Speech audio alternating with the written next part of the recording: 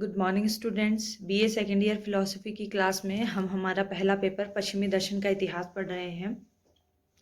इस पेपर में हम हमारे सिलेबस का हिस्सा अनुभववादी दार्शनिक, उनमें हमने जॉन लॉक, बर्कले और आज हम डेविड ह्यूम को शुरू करेंगे। जॉन लॉक और बर्कले के दर्शन में, उनके अनुभववाद में जो विसंगतियां थी, उन्हें दूर करने की कोशिश डेविड ह्यूम करते हैं।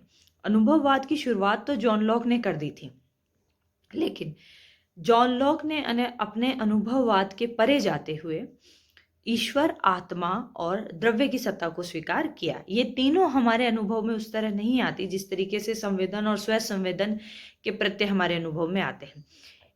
इसी को आगे बढ़ाते हुए बर्कले ने भी ईश्वर को स्वीकार किया, जो कि हमारे अनुभव से परे की सत्ता मानी जा सकती है। अब इन दोनों दार्शनिकों ने ऐसा इसलिए किया क्योंकि इनका सामाजिकरण एक ईसाई धर्म के प्रभाव में हुआ, और ईसाई धर्म में ईश्वर और आत्मा और जड़ द्रव्य, इन तीनों को स्वीकार किया।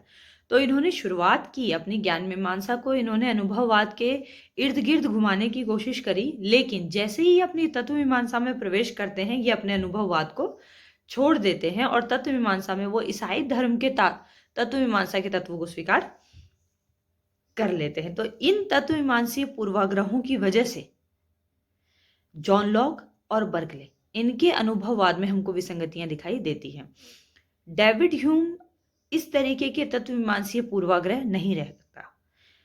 जो डेविड ह्यूम ये कोशिश करता है कि अनुभववाद की ज्ञान मीमांसा के में ज्ञान के जिन घटकों की बात, ज्ञान के स्वरूप की बात, ज्ञान के निर्माण की बात, प्रत्ययों के संबंध की बात, जो जॉन लॉक और बर्कले ने की, मैं उसी को आगे बढ़ाऊंगा, लेकिन जितनी भी असंगत बातें हैं उनको हटाते हुए। तो हम ये कह सकते हैं कि ह्यूम का जो दर्शन है वो पूरी तरीके से प्रत्यक्षवाद पर, अनुभववाद पर आधारित है, जिसमें उसने अपनी ज्ञान मीमांसा की शुरुआत करी है।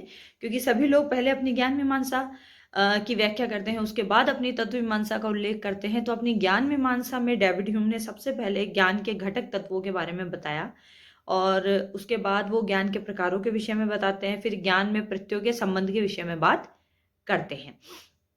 तो सबसे पहले अगर ज्ञान के घटकों की बात करें तो डेविड ह्यूम ने ज्ञान के दो घटक माने, संस्कार और प्रत्यय। ये संस्कार जो शब्द है, इसके लिए डेविड ह्यूम ने इम्प्रेशन शब्द लिया काम में, और ये सबसे पहले उसने इम्प्रेशन शब्द काम में लिया, जिसको हिंदी में ट्रांसलेट करने पर संस्कार शब्द अधिकतर पाठ्यक्रम की पुस्तक लिखने वाले दर्शन के अध्येताओं ने इसे ये नाम दिया है।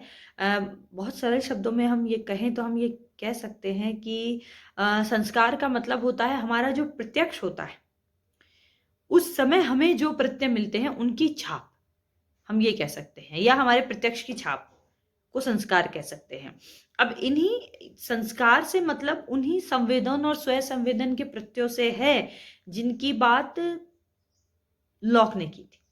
तो संस्कार में ये दोनों आ जाएंगे, संवेदन बाह्य जगत से मिलने वाले प्रत्यय, और स्व संवेदन हमारे आंतरिक जगत या मनस से मिलने वाले प्रत्यय। इसके अलावा संस्कार में और कुछ शामिल नहीं है, बस शब्द डेविड ह्यूम ने दूसरा ले लिया है, इंप्रेशन या संस्कार।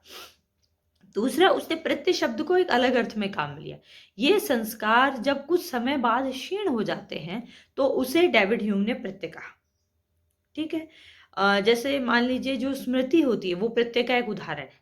डेविड ह्यूम के अनुसार सोते समय हमें जो स्वप्न का बोध होता है, उठने के बाद स्वप्न की जो स्मृति रहती है, ये सब प्रत्यय के एग्जाम्पल कहे जा सकते हैं। कि आज मुझे मान लीजिए किसी जो है पेड़ का प्रत्यक्ष हो रहा है, तो मुझे एकदम साक्षात प्रत्यक्ष उसका हो रहा है, लेकिन एक दिन बाद, 2 दिन बाद जब मैं उस पेड़ को स्मरण करूंगी या स्मृति में वो अचानक कौंध जाए, तो वो जो होगा वो प्रत्यय होगा। उस समय वो पेड़ मुझे उसी तरह लाइव नहीं दिखेगा या एकदम साक्षात नहीं दिखेगा, उसकी धुंधली सी एक, हम ये कहेंगे, चित्र मेरे मस्तिष्क में रहेगा।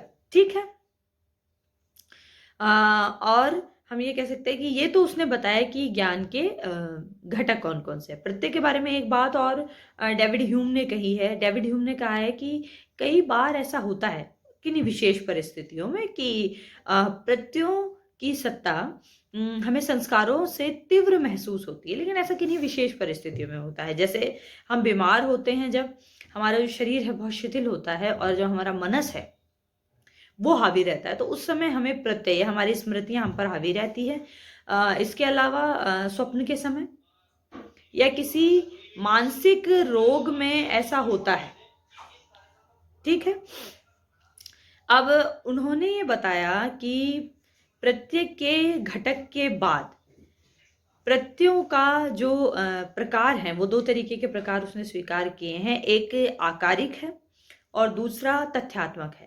आकारिक ज्ञान को, मतलब ज्ञान के प्रकार जब हम बताते हैं, तो आकारिक ज्ञान कहते हैं प्रत्ययों के मध्य संबंध को। किस प्रकार के प्रत्यय? ऐसे प्रत्यय जो अनिवार्य हैं और इनसे जो ज्ञान मिलेगा वो भी अनिवार्य ही होगा। और इस ज्ञान का पता हमको कैसे चलता है? इस ज्ञान का पता हमें ऐसे कथनों से चलता है जो या तो सही होते हैं या गलत होते हैं, या तो वैध होते हैं या अवैध होते हैं। मतलब इनकी सत्यता हमारे अनुभव पर आधारित ना होकर हमारी प्रतिज्ञप्तियों की अभिव्यक्ति पर आधारित होती है और वो विश्लेषणात्मक होती है। ठीक है। हालांकि विश्लेषणात्मक ज्ञान और संश्लेषणात्मक ज्ञान दो तरीके का होता है। मैं आपको बता दूं, विश्लेषण का मतलब होता है किसी भी जटिल कथन को या किसी भी जटिल संरचना को समझने के लिए जब हम उसे छोटे छोटे टुकड़ों में बांटते हैं तब उसे विश्लेषण करना कहते हैं। और जब हमने उस जटिल संरचना को समझ लिया तो जो हमने अंश किए थे उन अंशों को जब हम एकीकृत कर देते तो उसे कहते हैं संश्लेषण करना। ठीक है। तो ये विश्लेषणात्मक ज्ञान गणित का ज्ञान माना जाता है। जब गणित में जैसे हमारे पास कोई सूत्र होता है और हम उसे हल करते हैं तो उसे टुकड़ों में समझने की कोशिश करते हैं। इसी तरीके से प्रमेय होती हैं ज्यामिति में, वो भी इसका उदाहरण है। इसके बाद जो दूसरा है वो है तथ्यात्मक ज्ञान का उदाहरण। ये नवीन ज्ञान होता है, ये हमारे अनुभव पर आधारित होता है। मतलब इससे हमें हमारे जगत के बारे में कोई जानकारी मिलती है, जबकि पहले वाला ज्ञान जो आकारिक ज्ञान है उससे हमें जगत के बारे में कोई नवीन जानकारी नहीं मिलती, जबकि तथ्यात्मक ज्ञान से हमें हमारे जगत के बारे में कोई नवीन जानकारी मिलती है। तो ये ज्ञान के प्रकार हो गए। अब इन ज्ञान का निर्माण कैसे होता है? तो हम ये कहेंगे कि प्रत्ययों के मध्य जो संबंध होते बनते हैं उसी से हमें हम ये कह सकते हैं कि हमारे ज्ञान का निर्माण होता है। कई तरीके के प्रत्यय हैं और सभी प्रत्यय एक दूसरे से स्वतंत्र हैं। उनके मध्य संबंध स्थापित कौन करता है? हमारी कल्पना। तो हमारी कल्पना भी स्वतंत्र है। तो विभिन्न प्रकार के प्रत्यय जो स्वतंत्र है, हमारी कल्पना वो भी स्वतंत्र है। उनके लिए डेविड ह्यूम ने काम लिया है अ रिपब्लिक ऑफ आइडियाज। मतलब प्रत्ययों का गणतंत्र है जो हमारे ज्ञान का निर्माण करता है और हमारी कल्पना उनमें संबंध स्थापित करती है। तो कौन से संबंध स्थापित करती है? वो ये कहती है कि लॉ ऑफ एसोसिएशन, साहचर्य के नियम के आधार पर हमारी कल्पना प्रत्ययों के मध्य संबंध की स्थापना करती है। तीन तरीके के संबंध साहचर्य नियम के अनुसार हमारी कल्पना प्रत्ययों में स्थापित करती है। इसमें से पहला है सादृश्य का नियम, दूसरा देश और काल का नियम, और चौथा है कारण का नियम। मतलब इन तीनों के आधार पर कल्पना हमारे प्रत्ययों के बीच में संबंध स्थापित करती है। तो जो सबसे पहला है जिसे सादृश्य का संबंध कहते हैं, इसका मतलब होता है दो प्रत्यय हमें एक जैसे दिखाई देते हैं, मतलब एक दूसरे के समरूप होते हैं। इसके आधार पर हम ये कह सकते हैं कि हमें दो प्रत्ययों के बीच संबंध का बोध होता है। जैसे हम किसी व्यक्ति की फोटो देखें, फोटो देखते उस व्यक्ति का विचार हमारे मस्तिष्क में चला आए, तो ये हो गया व्यक्ति की फोटो और व्यक्ति का विचार। ये हमेशा साथ रहेगा। जैसे ही हम कोई तस्वीर देखते हैं उससे जुड़ा विचार या उससे जुड़ा कोई व्यक्ति है, कोई वस्तु है, कोई स्थान है, उसका कल्पना हमारे दिमाग में हो जाती है।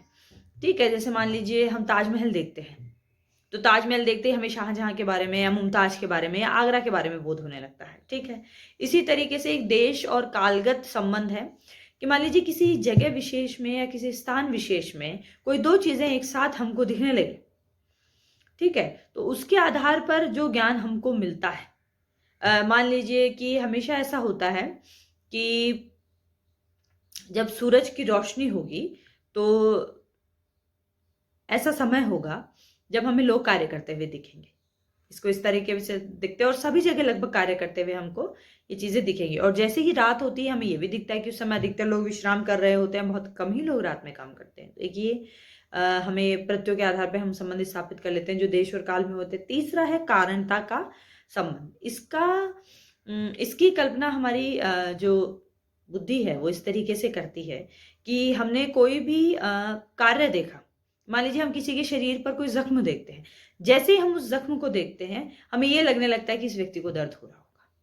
तो जख्म कारण है और दर्द का होना कार्य है। तो ये कार्य कारण का जो संबंध है, जो हमारी कल्पना इन प्रत्ययों में, दर्द और जख्म, इन दोनों में स्थापित कर देती है। तो ये 3 तरीके के प्रत्ययों के संबंध है जिसके आधार पे हमारा ज्ञान निर्मित होता है डेविड ह्यूम के अनुसार। अब हम अगली क्लास में ये देखेंगे कि कैसे वो ये बताता है कि कारणता का नियम या साहचर्य का नियम कोई यूनिवर्सल नियम नहीं है। ये वो नियम है जो हमारे अनुभव पर ही आधारित है। इस नियम को हमारे अनुभव में अलग अलग जब हमें कई प्रकार के अनुभव हुए, उसके आधार पर हमने एक नियम बनाया। ये नियम गलत भी हो सकता है। जैसे आग में हाथ डाल रहे हैं तो जल रहा है, लेकिन जरूरी नहीं है हमेशा आग में हाथ डाले तो जले। एक दिन ऐसा आ सकता है कि मान लीजिए आप आग में हाथ डालते हैं और आपका हाथ नहीं जलता। तो कारणता के नियम का किस तरीके से डेविड ह्यूम ने खंडन किया अपने अनुभववाद के आधार पर, ये हम कल की क्लास में देखेंगे। थैंक्स।